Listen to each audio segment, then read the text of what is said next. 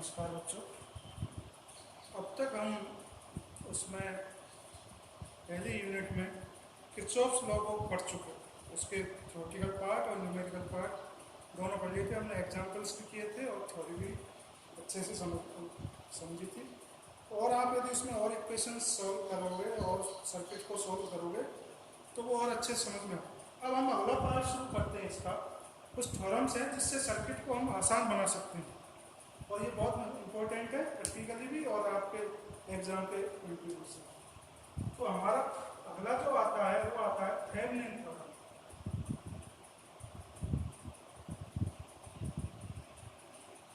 Thevenin theorem. Thevenin ने क्या बताया कि किसी भी सर्किट को सिंप्लीफाई किया जा सकता है।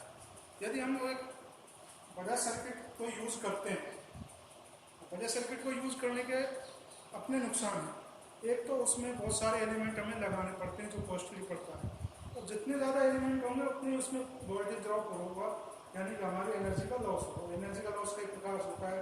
जितने ज़्यादा एलिमेंट होंगे वो उतने ही गर्म होंगे, उनमें धारा प्रोवाइड होगी तो धारा का उसमें नुकसान होता है और उसको जगह भी ज़्यादा चाहिए। तो कई प्रकार के नुकसान है। तो हर सर्किट को सिंप्लीफाई सर्किट बनाया जा सकता है। तो थेवेनिन ने एक थ्योरम दिया, जैसे ये हमारा कोई सर्किट, हम यहाँ से शुरू करते हैं।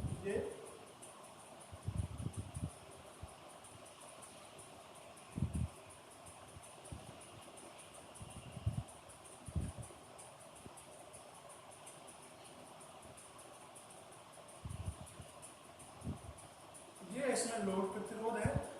ये मान लीजिए Z1, ये Z2, ये Z3 और ये इसमें धारा लगी हुई है E वोल्ट। तो थेवेनिन ने ये बताया कि किसी भी सर्किट को हम दूसरे सर्किट में बदल सकते हैं, लेकिन सर्किट में बदल है, लेकिन हमें इस लोड प्रतिरोध जो हमारा इस पर ऑब्जेक्ट है, इस पर हमें जिस भी मान की धारा चाहिए और जितना भी वोल्टेज चाहिए वो अपना हमें प्राप्त होना चाहिए। तो उसने कहा हाँ ऐसा हो सकता है।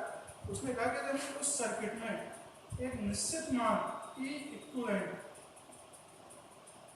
का तो हम उसमें बैटरी लगाएं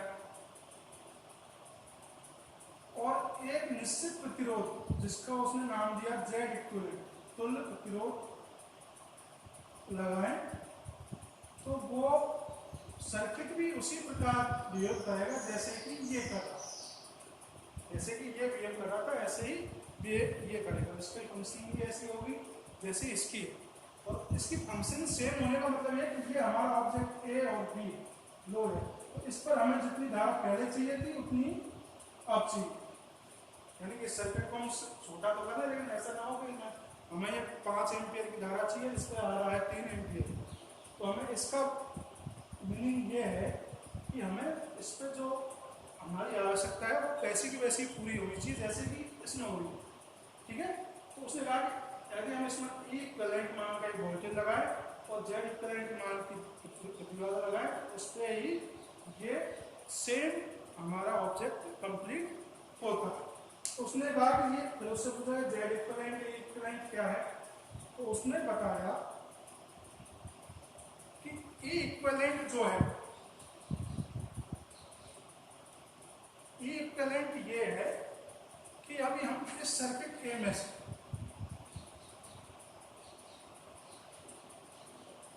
ए में से लोड प्रतिबाधा को हटा दें, को हटाकर उसके सिरों पर विभव। ठीक है। उसने एक तो ये बताया, यानी कि लोड प्रतिबाधा को हटा दें, ये पॉइंट ए और ये बी, जैसा कि सेम उसमें। तो कैसा सर्किट बनेगा ये, इसको हटा के देखिए जरा।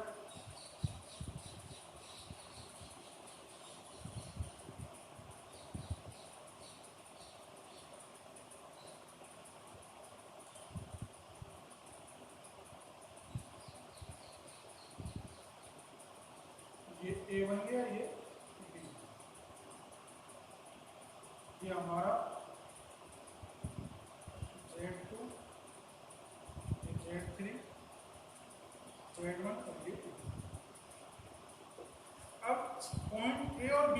में जो विभव होगा वो उसका मान कितना होगा, ई इक्विवेलेंट के बराबर होगा। इसको हम यहाँ रखते हैं, उसके सिरों पर विभव। ठीक है भाई, ये तो हो गया इक्विवेलेंट का मान। अब जेड इक्विवेलेंट उसने क्या बताया, तो जेड इक्विवेलेंट उसने बताया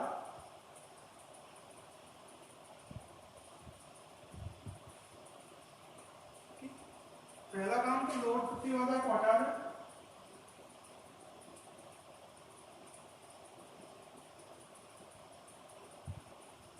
हटाकर विभव स्रोत को लघुपतित करें। विभव स्रोत को क्या करें, लघुपतित करने पर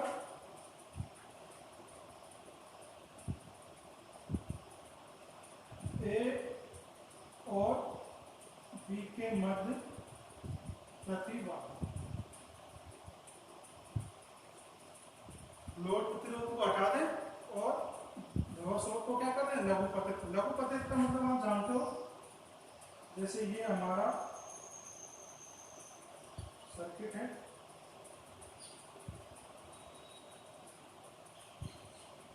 ये ए पॉइंट, ये बी, ये Z3, Z2,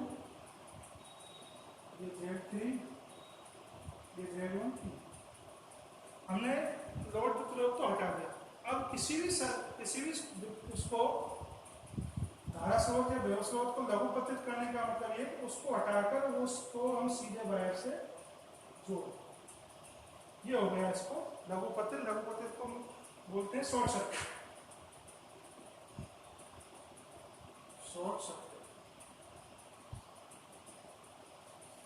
ठीक है भाई, अब ये मान बताया उसने ए और बी के बीच में विभव स्रोत, यानी इधर से हम चले तो हमें क्या प्राप्त होगा, जेड।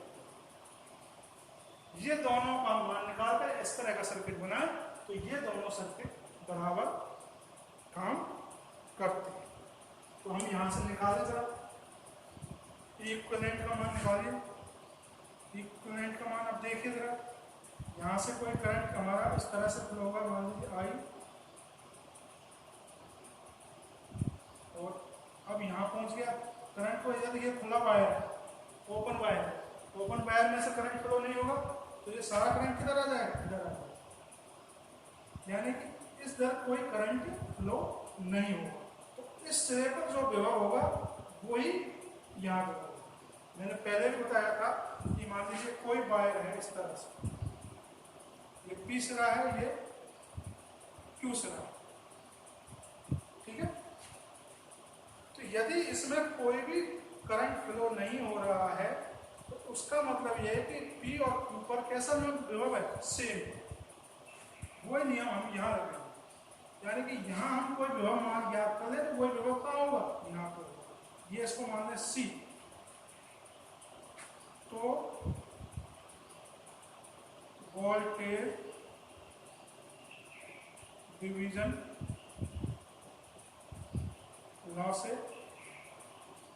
ये दोनों सिंपल उसमें लगे हुए हैं सीरीज क्रम में, तो ई इक्विवेलेंट क्या आएगा, BC बराबर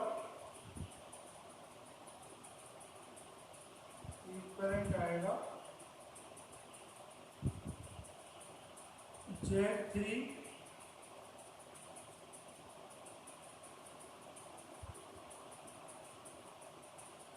ये इक्वेशन नंबर 1 आ गया। वोल्टेज डिवीजन रूल से आपने पढ़ा होगा, पहले वाले वीडियोज में है।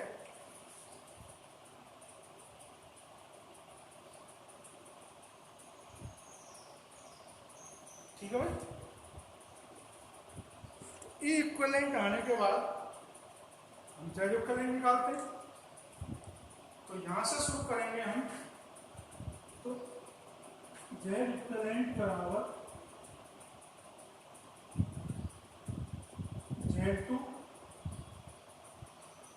ये दोनों सीरीज क्रम में क्या होता है, प्रतिरोध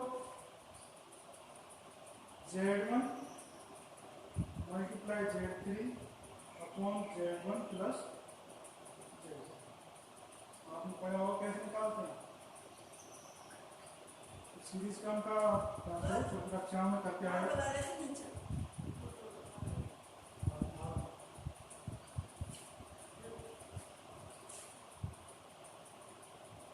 उसके बाद दोनों मान हमारे पास आ गए।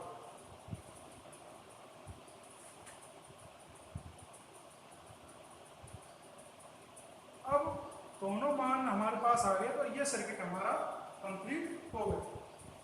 अब इस सर्किट में से हम यदि लोड धारा का मान निकालें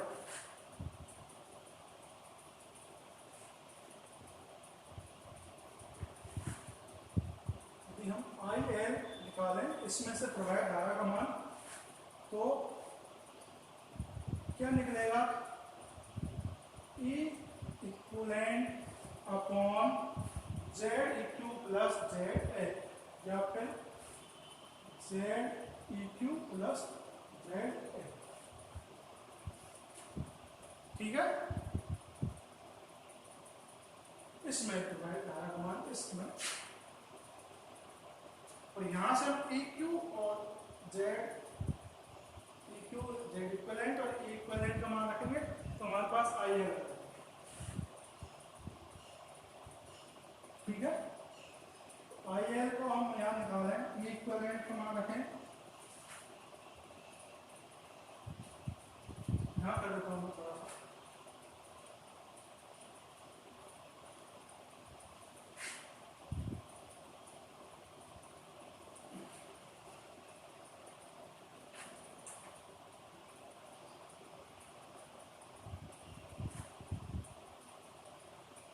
इक्विवेलेंट का मान रखिए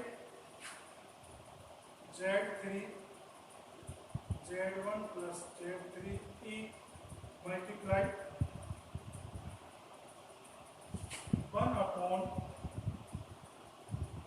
Z इक्विवेलेंट का मान यहाँ से रखेंगे तो Z2 plus Z1 Z3 plus ZL। इस इक्वेशन को हम जब सॉल्व करते हैं तो हमारे पास आता है Z3E अपॉन, इससे ये कटेगा तो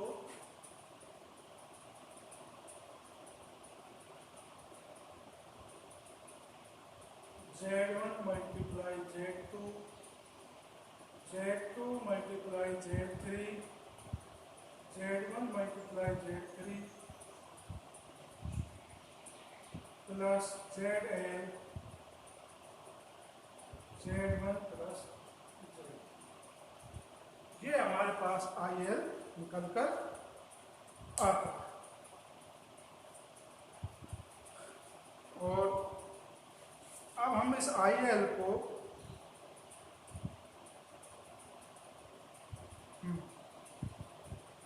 वेरीफाई करेंगे अगले वीडियो में। ये हमने जो निकाला है वो पहले वाले जो सर्किट में IL प्रवाहित हो रही थी उसके बराबर आता है या नहीं आता है।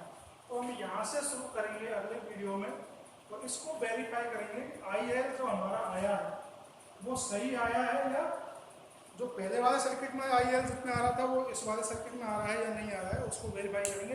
तो तब जाकर ये थेवेनिन थ्योरम आपका कंप्लीट होगा।